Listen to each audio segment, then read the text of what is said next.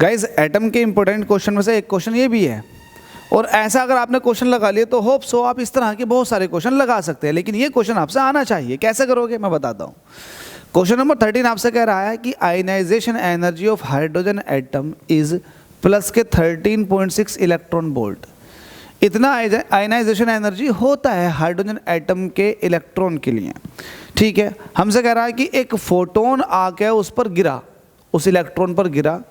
ठीक है, अब आपसे कह रखा है कि initially in its ground state, पहले वो जो इलेक्ट्रॉन था हाइड्रोजन एटम के अंदर वो अपनी ग्राउंड स्टेट में था, और जैसे ही फोटोन आके उस पर गिरा तो वो इलेक्ट्रॉन एक्साइट करता हुआ कहाँ पहुँच गया, n=3 के अंदर, तीसरे एनर्जी स्टेट में जाके वो पहुँच गया। तो आपसे कह रहा पहले पार्ट में show the transition in the energy level diagram.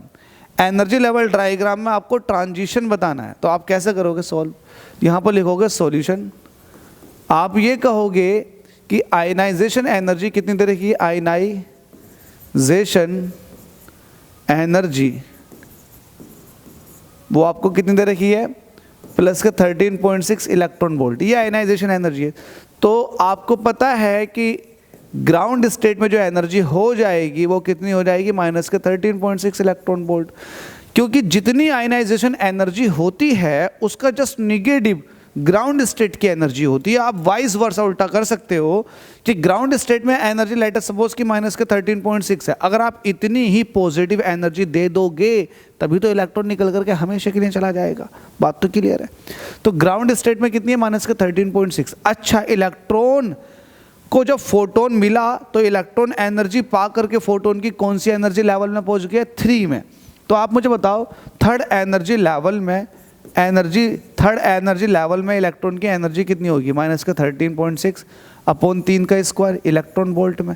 इसको जब 13.6 को 9 से डिवाइड करोगे तो वैल्यू आ जाएगी माइनस के 1.51 इलेक्ट्रॉन वोल्ट।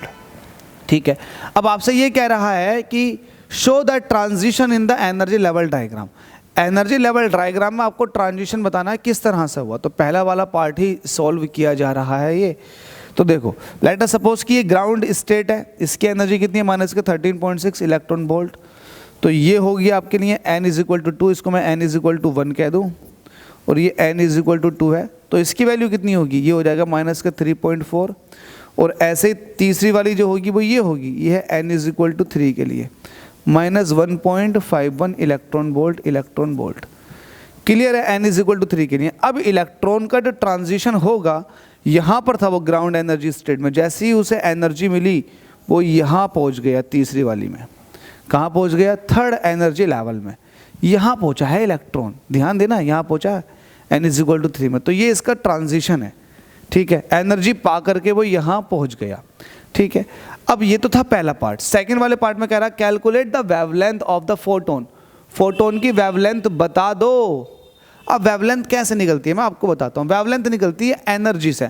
अब मुझे एक बात बताओ, फोटोन की एनर्जी कितनी होगी। फोटोन यहाँ पर आकर गिरा, इलेक्ट्रॉन को यहाँ से उठा करके यहाँ पहुँचा दिया, तो यहाँ की एनर्जी कुछ और, यहाँ की एनर्जी कुछ और। तो जो भी एनर्जी का डिफरेंस निकल कर आएगा उतनी एनर्जी उस अकेले फोटोन की होगी, क्योंकि फोटोन ने अपनी एनर्जी से इलेक्ट्रॉन को दे दी, तभी तो ये इलेक्ट्रॉन जंप खा करके तीसरी में पहुंच गया। तो जितनी एनर्जी का डिफरेंस निकल कर आ जाएगा वो एनर्जी होगी एनर्जी ऑफ अ फोटोन। तो आप इसको ऐसे कर सकते हैं, सेकंड वाले पार्ट को ऐसे लिख सकते हैं,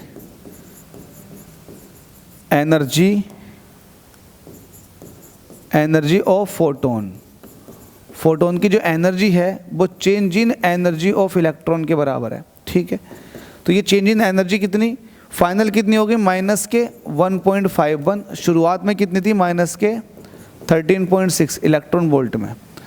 तो इसको सॉल्व करो, ये माइनस के 1.51 है, ये प्लस का 13.6 है। तो 13.6 में से 1.51 माइनस करोगे तो 10 में से 1 निकाला 9 बचेगा, 5 में से 5 निकाले 0, और ये बचेगा 2, और ये 12.09। तो वैल्यू आ जाएगी 12.09 इलेक्ट्रॉन वोल्ट।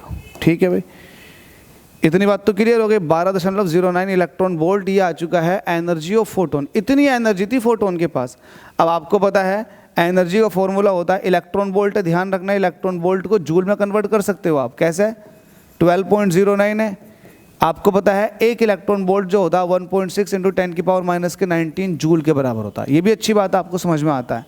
और एनर्जी को आप ऐसे लिख सकते हो hc अपॉन लैम्डा। h की वैल्यू होती है 6.63 इंटू 10 की पावर माइनस के 34 जूल सेकेंड। c की वैल्यू होती है 3 इंटू 10 की पावर 8 मीटर पर सेकेंड। आपको लैम्डा चाहिए, बिल्कुल निकल जाएगा। इधर चल रहा है आपके पास 12.09 और ये हो जाएगा 1.6 इंटू 10 की पावर माइनस के 19 जूल के बराबर। इतना सब कुछ देखो, अब डिवाइड में ले आओ, इसको डिवाइड में ले आओ, लैम्डा उधर पहुंच जाएगा। तो 6.63 इंटू 10 की पावर माइनस के 34 इंटू 3 इंटू 10 की पावर 8, ये ऐसे ही, और ये डिवाइड में आ जाएगा। कितना है 12.09 इंटू 1.6 इंटू 10 की पावर माइनस के 19, तो ये लैम्डा इधर पहुंच जाएगा। इसको मल्टीप्लाई करके डिवाइड करके सॉल्व कर लो, लैम्डा की वैल्यू आ जाएगी समथिंग 1000 कुछ आ रही है, वैल्यू आ जाएगी 1024, वो भी एंगस्ट्रॉन्ग में। ठीक है, ये कैलकुलेशन आप लोगों के हवाले, क्योंकि 12th में वो बोर्ड एग्जाम करीब आप लोगों के, आप लोग कैलकुलेट करोगे इसको बस इसको, बाकी सब कुछ मैंने समझा दिया। पहला वाला पार्ट हो गया, सेकंड वाला पार्ट हो गया, अब आता है थर्ड वाले पार्ट का नंबर। इसको हम एक अलग कलर से दिखाएंगे।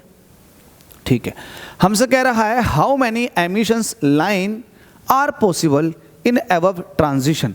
जो ट्रांजिशन हो रहा है इसमें कितनी लाइंस पॉसिबल हैं, तो मैं इसको इस तरह से दिखाऊंगा। नंबर ऑफ लाइंस का एक फॉर्मूला होता है, क्या होता है, n इंटू एन माइनस के 1 डिवाइडेड बाई 2। n की वैल्यू कितनी है जल्दी से बताओ, n की वैल्यू कितनी है जल्दी से बताओ। n की वैल्यू है 3, क्योंकि इलेक्ट्रॉन जो है वो ग्राउंड स्टेट से थर्ड एनर्जी लेवल में पहुंच चुका। अब यहाँ से कितना एमिशन कर सकता है, वो यहाँ भी आ सकता है, यहाँ से वो डायरेक्ट नीचे भी पहुँच सकता है। अब देखो कितना पॉसिबल होगा, हम इसमें हिसाब लगाएंगे। n की वैल्यू कितनी है 3, ये हो जाएगा 3 माइनस का 1 डिवाइडेड बाई 2, ये हो जाएगा 3 मल्टीप्लाई बाई 2 अपॉन 2, 2 से 2 कट जाएगा, वैल्यू आ जाएगी 3। तो 3 ट्रांजिशन पॉसिबल हैं। कितने ट्रांजिशन पॉसिबल हैं 3। तो आपसे यही पूछा गया था, इसको कैपिटल N कह दो। कितने ट्रांजिशन पॉसिबल हैं 3। तो इसका तीसरा वाला पार्ट भी सॉल्व कर लिया। होप सो समझ में आ गया होगा।